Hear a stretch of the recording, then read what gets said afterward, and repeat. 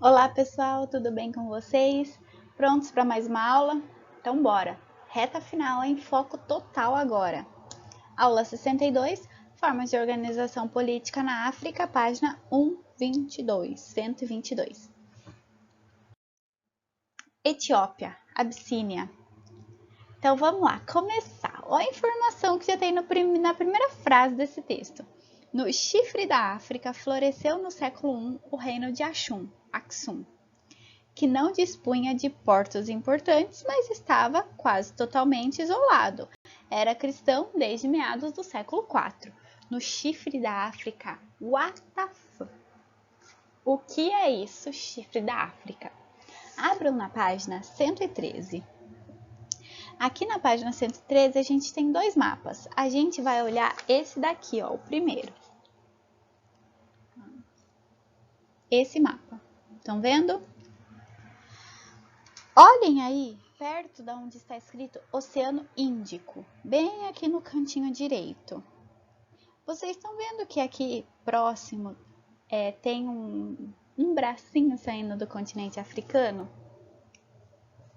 Vamos ver se vai estar focando, Beriras. Ó, aqui, aqui, ó. Estão vendo essa parte? Esse é o chifre da África. É uma porção a mais que recebeu esse nome por parecer um chifrinho assim que estava sobrando aí no território. Floresceu, né? Tá. Então aí tá falando que nesse chifre da África floresceu esse reino de Aksum e que era cristão desde o século IV. Desde meados do século V, a igreja etíope se separou do catolicismo romano. Veja só. Então não foi só o cisma do Oriente que aconteceu, que Constantinopla se rompeu-se com Roma. Aqui, lá no século V, a igreja cristã etíope ela também vai se divergir da igreja católica. Seu poder estava ligado ao da monarquia e era importante fator de identidade nacional. Então, a religião etíope ela acabava sendo até uma ferramenta do Estado para controlar a população. Os aksumitas tinham laços culturais e comerciais com os sabeus do sul da Arábia. E desse contato nasceu o estado que sobreviveu até o século IX, quando o poder real se transferiu para as montanhas da Etiópia, inicialmente para Lalibela e depois para o reino de Shoa. Soa ou Xoa? Vou falar Shoa, tá, gente? Sob a dinastia Salomônida, fundada em 1270, a Etiópia, Abissínia, tornou-se o império que suportou os ataques muçulmanos. Na primeira metade do século XIV, seu exército derrotou 4 invasões muçulmanas. Então vejam só, a Etiópia era um território cristão, não católico romano, mas com uma religião parecida com o catolicismo romano, mas com alguns sincretismos tribais, com o rei tendo um poder diferenciado. E isso vai fazer com que eles se mantenham fiéis ao cristianismo. Com o contato com os muçulmanos, eles vão acabar sendo coagidos a converter a religião, mas eles não vão aceitar, eles vão lutar contra esses muçulmanos que queriam a conversão. A população era composta, no geral, por pequenos agricultores e criadores de animais. Os fazendeiros possuíam terras e gado, mas pagavam impostos e cumpriam trabalho obrigatório para guerreiros e sacerdotes. Então, basicamente, a população era pobre, assim, tinha uma economia para subsistência, e eles também tinham que pagar impostos, seja na forma de trabalho, seja na forma de produtos. Eu falo dinheiro, mas na verdade não é dinheiro, é produto. A Etiópia continuou a prosperar no século XIV e seu isolamento em relação ao mundo cristão foi diminuindo. Em 1415, os etíopes atacaram o norte do sultanato de Ifat, vencendo as tropas do sultão. Vejam só, os etíopes estavam poderosos, não tinha medo do perigo de ir contra um povo até maior ou mais poderoso. No século XVI, os turcos otomanos do Egito, sucessores dos sultões mamelucos, com armas de fogo, lutaram contra a Etiópia, com o resultado que só não foram decisivos devido à intervenção portuguesa em 1542. Então, os turcos otomanos, que ali estavam dominando o Egito, inclusive esses turcos otomanos são os mesmos que vão dominar Constantinopla, vão fazer com que o Império Bizantino caia e surge então a partir daí a Turquia. É isso mesmo. E eles vão lutar contra os etíopes, só que os portugueses vão intervir, então o resultado não vai ser tão drástico, tão sofrido, digamos assim. Próxima página, 123. África Mediterrânea, de Roma à expansão islâmica. Após a destruição de Cartago, 146 a.C., Roma tornou-se senhora do Mediterrâneo Ocidental. O norte da África assistiu ao florescimento da cultura latina e, tempos depois, do cristianismo. O Império Romano caiu no fim do século V. Então, a gente já sabe, né, que Roma invadiu Cartago, a gente já sabe que Roma se tornou a senhora do Mediterrâneo, tudo isso a gente já estudou.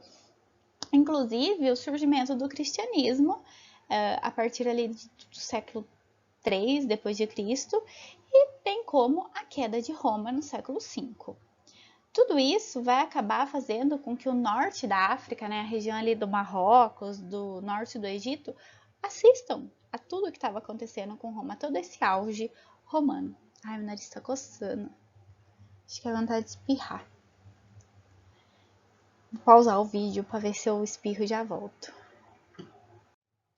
Espirrei e voltei. O Egito foi conquistado pelos muçulmanos em 641. E passou a sofrer influência do Islã. Em 643 e 644, um poderoso exército muçulmano tomou Barca, na Líbia, e avançou até Cartago, Tripolitânia.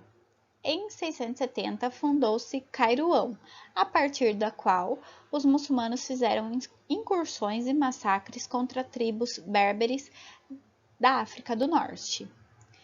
Em 681, os muçulmanos chegaram ao Atlântico, mas foram atacados por uma parte dos berberes, em 683, e tiveram que recuar, e outra parte dos berberes adotou o islamismo. Então aqui está falando da expansão do Islã, de todo o território que eles tentaram dominar, onde eles conseguiram, aonde não, e aqui a gente vê assim que a população acaba ficando dividida, uma parte se converteu e outra parte resistiu.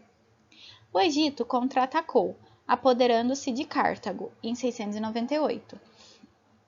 Que foi substituída por Tunis, com a submissão do Maghreb. O islamismo foi imposto às tribos berberes. Os muçulmanos atravessaram o Estreito de Gibraltar e entraram na Espanha, em 711.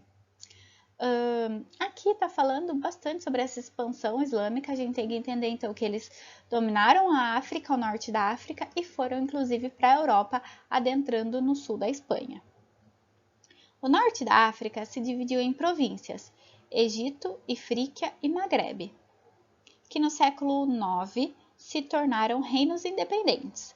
A dinastia fatímida, Ifríquia, se impôs e estabeleceu um califado que dominou o norte da África, a Arábia e a Síria.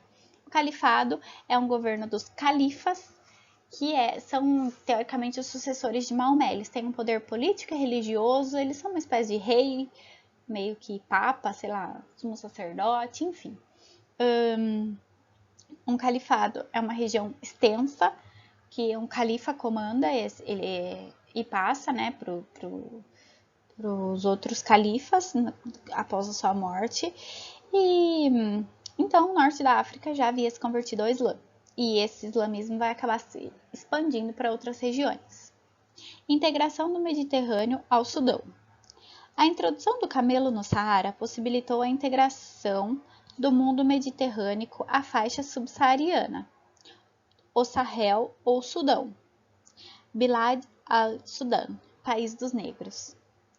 A difusão do Islã na África subsaariana seguiu o caminho das caravanas comerciais. Havia diversas rotas comerciais no Saara, então basicamente o Islã ele se expandiu junto com as caravanas comerciais. Conforme as caravanas viajavam para vender os produtos, eles acabavam levando o Islã para essas novas regiões.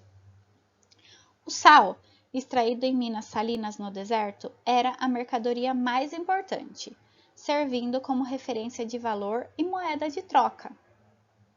Comercializava-se também tecidos, condimentos e armas.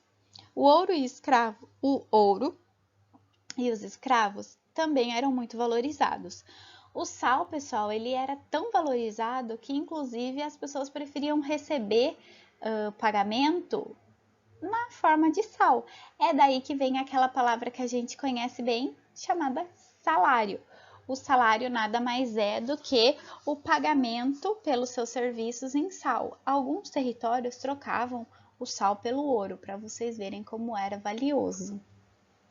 Bom, por hoje é só, acabamos aqui. Encontro vocês na próxima aula. Qualquer dúvida, estou à disposição. Tchau, tchau, até mais!